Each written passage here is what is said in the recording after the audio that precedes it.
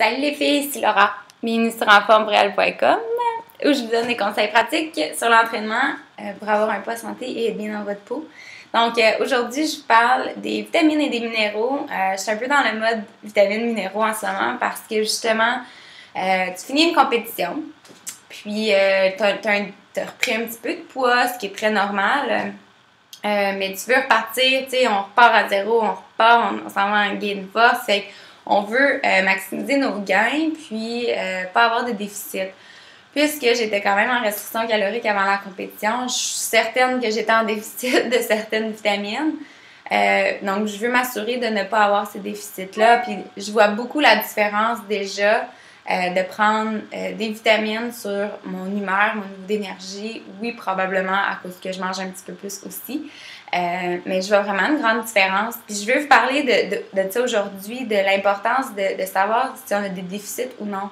Tu sais, il y a tellement de symptômes qu'on peut avoir comme fatigue, maux de tête, on peut avoir des troubles gastro-intestinaux, on peut avoir beaucoup de stress, etc. Fait que tous ces symptômes-là peuvent être reliés à tellement d'affaires qu'il faut comme en prendre puis en laisser. Mais des fois, c'est aussi simple qu'un déficit en vitamines, puis c'est quelque chose qu'on peut régler très facilement versus d'aller voir le médecin pour des antidépresseurs, pour des scies, pour mieux dormir, pour ça, etc.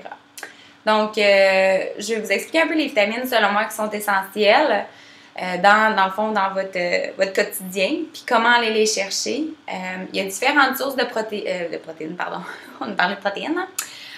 Il y a différentes sources de vitamines que vous pouvez aller chercher, oui, alimentaires, sauf qu'au niveau alimentaire, c'est pas énorme pour les doses qu'on peut avoir de besoin.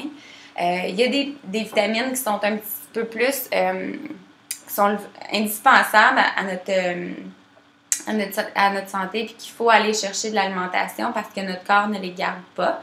Qui sont, dans le fond, hydrosolubles, liposolubles. Dans le fond, ça veut dire qu'ils sont pas capables d'être stockés dans notre système, dont les vitamines B et la vitamine C surtout. Donc, les vitamines C, c'est super important d'avoir de la vitamine C dans notre alimentation. Évidemment, ça, je pense que c'est une des vitamines qui est le plus facile à aller chercher parce que dans tous les fruits, des fois des légumes, etc., vous pouvez aller en chercher. Ou même prendre un simple supplément. Mais il faut faire attention de ne pas trop en prendre non plus.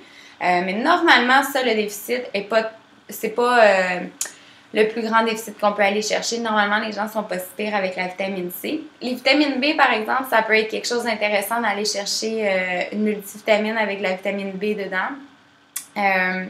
Les doses, par exemple, d'une multivitamine, c'est très important de comprendre que c'est pas énorme. Fait que moi, ce que j'aime, c'est d'aller chercher mes vitamines une à une, en plus de prendre ma multivitamine. Fait que si je sais que j'ai peut-être plus de déficit dans une certaine vitamine parce que je mange pas beaucoup de U8, admettons, là, qui est le cas aussi, j'aime vraiment pas ça, ben peut-être que je vais aller chercher une vitamine un petit peu qui est plus concentrée toute seule. Fait que pour moi, il y a le fer. Pour la femme, le fer, c'est quand même très important. C'est préménopausé. Pour une femme post-ménopausée ou être en ménopause, c'est pas autant nécessaire, mais pour les femmes, dans le fond, après la puberté, à 50 ans, etc., jusqu'à la ménopause, c'est important d'avoir une bonne quantité de fer, puis normalement, on n'en a pas assez avec notre alimentation, dépendamment de ce qu'on mange. Donc, des suppléments de fer, ça peut être intéressant. Mais une multivitamine, je le suggère à tout le monde, ça comble un peu tous les déficits qu'on peut avoir. Puis si on a trop, ben on l'élimine tout simplement, c'est pas compliqué. Les omégas, je vous en parle dans la deuxième capsule. Il y a plusieurs bienfaits des omégas, puis il y en a encore d'autres que j'aimerais ça vous en parler. Donc sur ce, je vais vous voir dans 2 petites secondes pour la deuxième capsule. À tout de suite!